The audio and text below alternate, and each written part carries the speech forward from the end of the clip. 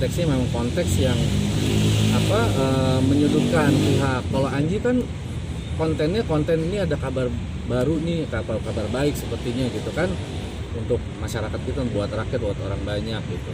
Jadi niatnya sih saya tidak melihat dari niat jelek yang pertama itu, dan kontennya itu bukan konten menjelekkan seorang.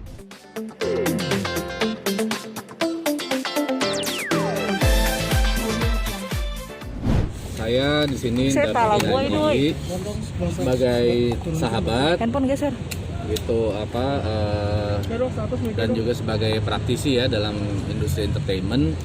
Saya melihat ada fenomena di sini ketika seorang pembawa acara gitu ya, content creator atau interviewer, orang yang menginterview, ternyata ketika narasumbernya itu bermasalah dalam tanda kutip, atau statementnya tidak ada yang tidak sesuai, tidak berkenan, ini menjadi ikut dipidana gitu. Saya khawatir profesi-profesi kayak presenter, host ya gitu, content creator gitu, ketika mereka mau wawancari narasumber ternyata dia ikut dilaporin gitu. Contoh misalnya ada salah satu host di salah satu acara gitu ya, dia menginterview artis A gitu ya, artis A bilang di KDRT sama pasangannya misalnya gitu, ternyata itu nggak benar. Nah si pasangannya melaporkan gitu kan, perbuatan fitnah dan lain-lain gitu. Apakah si presenternya harus dipidana juga?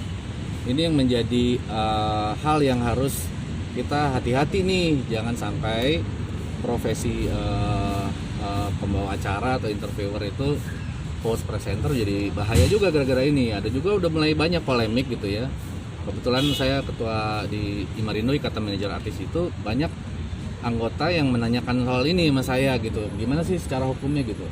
Saya punya presenter, saya punya YouTuber nih, Pak Ketua Umum gitu, Pak Ketum. Nanti bahaya juga dong ketika misalnya dalam satu acara di narasumber itu ada statement yang tidak berkenan untuk pihak-pihak tertentu atau apa gitu. Nah kalau soal kenapa dibilang katanya Anji tidak mewawancara orang yang tidak jelas, tidak kredibel, tidak ternyata palsu. Nah dia melihat sebelumnya dari beberapa postingan media tentang orang ini, dia melihat jadi orang ini memang sudah sering diwawancara media. Terus dia lagi ke pulau itu juga, orang ini lagi diwawancara sama pemret dari media juga. Jadi dia berpikir nih bagus, udah gitu dia melihat isinya bagus. Orang ini katanya menemukan suatu penemuan yang bisa membantu dalam situasi COVID, dan dia mau bagi-bagikan gratis ke masyarakat, ke rakyat gitu. Tidak ada unsur bisnis. Ini kan ini hal yang menurut saya ini niat baik Anji gitu ya, niat baik, melihat ada sesuatu yang bagus, buat ada harapan buat masyarakat, terus dia tertarik, dia mau wawancara, dan disitu dia banyak bertanya kan. Jadi statement bukan dari Anji. Jadi saya khawatir aja, artinya hal-hal seperti ini bisa terjadi pada teman-teman yang lain gitu, dan akan mengganggu industri kreatif seperti ini. Apa-apa dilaporin gitu kan. Artinya kalau mau dilaporkan pihaknya, narasumbernya yang ternyata nggak valid gitu ya silakan ke yang bersangkutan. Bang berkaca dari Ray sama Pablo, kan dia menginterview juga dan jadi tersangka gitu. Seandainya terjadi juga sama Manji, gimana Bang? Kalau kasus itu kan memang membahas tentang gosip dan ada hal yang menyudutkan orang lain, menghina. Di situ kan ada membahas tentang organ intim, bau ikan asin. Konteksnya memang konteks yang menyudutkan pihak. Kalau Anji kan konten ini ada kabar baru nih, kabar baik sepertinya gitu kan, untuk masyarakat kita, buat rakyat, buat orang banyak gitu. Jadi niatnya sih saya tidak melihat dari niat jelek yang pertama itu, dan kontennya itu bukan konten menjelekkan seorang atau menghina atau apa, kan beda kasus gitu. Dan terakhir itu saya banyak ngobrol sama Anji, sama keluarganya juga, mereka banyak cerita sama saya gitu. Artinya begitu berat tekanan dari publik, dari masyarakat juga terhadap niat baiknya itu gitu. Dan Anji tetap dia meminta maaf, dia membuat video klarifikasi ya kan gitu. Jadi itu sudah sebenarnya udah niat baik dia lah.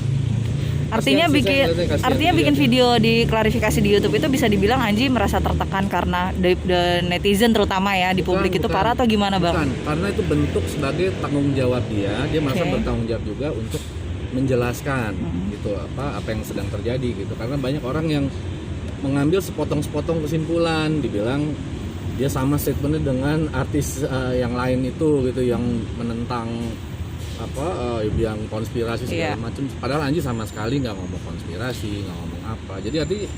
Jadi membias gitu loh. Jadi kalau kita lihat tayangannya secara utuh mungkin akan lebih paham. Sayangnya kesimpulan sepenggal ini menjadi ini, dan saya kasihan dengar cerita dia merasa satu sisi dia ingin niatnya aku baik Mas, aku maunya pengen begini berbuat baik, tapi ternyata kok dampaknya seperti sekarang. Tapi nggak apa-apa, aku terima, aku juga besar, aku harus patuh juga mematuhi hukum, mengikuti prosedur gitu. Ada perasaan menyesal nggak sih mungkin disampaikan? Perasaan menyesal, dia kaget ketika narasumber itu ternyata ada banyak bermasalah gitu, dan dia sendiri kan nggak nyangka. Kita kan nggak pernah tahu, misalnya kita juga pernah tahu lah ada dalam beberapa kasus gitu diundang ke acara-acara TV seorang narasumber, bahkan diundang ke acara kenegaraan, ya ternyata itu hoax atau yang soal yang ingat gak yang plagiat itu dulu yang ini kan, itu juga kan satu hal juga yang kita tidak pernah tahu gitu, narasumber ini yang diomongin itu betul atau enggak. Nah kan ada ruang klarifikasi, artinya bisa klarifikasi. Nah saya khawatir ini mengancam profesi-profesi teman yang lain gitu, karena konteksnya apakah ada konteks menghina kah, konteks menjelek-jelekan atau menyudutkan pihak tertentu, kan nggak ada di sini. Jadi, Mas sejauh ini apa kerugian yang sudah dialami sama Mas Anji dengan kejadian ini? Ya ada banyak pekerjaan yang ditunda ya, ada beberapa, terus keluarga juga jadi banyak sedih lah gitu ya keluarganya. Jadi saya ngeliat dari sisi saya kemarin lihat dia pulang dari luar kota sama anaknya, dia habis camping gitu ya, mengenalkan alam, terus dinyuapin anaknya gitu ya sama Saga. Saya sedih aja ngeliat gitu. Ini orang baik ya, maksudnya baik, tapi impactnya jadi seperti ini. Jadi saya berharap sih ada kebijakan aja. Kalau soal proses hukum ya kita harus hormatin lah prosesnya. Secara psikis juga Mas Anji terganggu nggak sih dengan kondisi seperti ini? Kejadian ini mengganggu psikisnya juga nggak? Pastilah ada perasaan-perasaan dia ketika dia melihat banyak orang yang mensalah-artikan maksudnya dia, terutama teman-temannya dia sendiri gitu. Itu yang membuat dia sedih sih, lebih kesedih sih dia. Mas, aku maksudnya tuh pengen baik, berbuat baik gitu, ini ada informasi gini loh, gini gitu loh. Jadi siapa tahu ini bisa menjadi suatu hal yang bermanfaat kan gitu. Tapi kedepannya menjadi sebuah pembelajaran dan kamu